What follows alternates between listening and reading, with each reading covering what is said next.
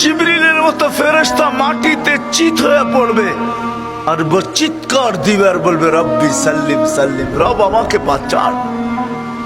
ওই দিন আপনি উম্মতি বলে চিৎকার দিবেন। আমি জানি বিদায় কিয়ামতের মাঠের বাদশা আপনি, কিয়ামতের মাঠের মালিক আমি। আমাদের দুইয়ের মাঝে কিয়ামতের মাঠ সীমাবদ্ধ। সাল তো তা শাফি তু শাফা। ওই দিন আপনি চাবেন আমি দিতে থাকবো, আপনি সুপারিশ করবেন আমি মঞ্জুর করব। লা ইউখজিকা ফি উম্মতি, আপনার উম্মতের ব্যাপারে আমি আপনাকে লজ্জিত করব। ওই মুহাম্মদুর রাসূলুল্লাহ। হায় হায় হায়, ফতেহাবাদের মানুষ, টাইম অনেক লম্বা হয়ে গেছে, আমি আর লম্বা করতে চাইতেছি না।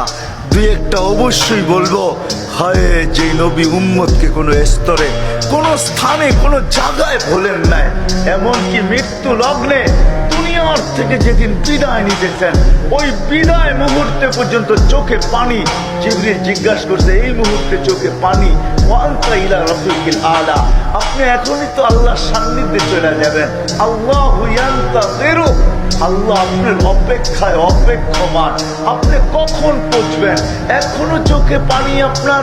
তো বলছে ফামান লিবাদিলি উম্মতি, জিবরিল আমার জন্য চোখে পানি না, হাসানের জন্য না, হোসাইনের জন্য না, আলীর জন্য না, ফাতেমার জন্য না, আমার নয়টা ফ্যামিলির জন্য না।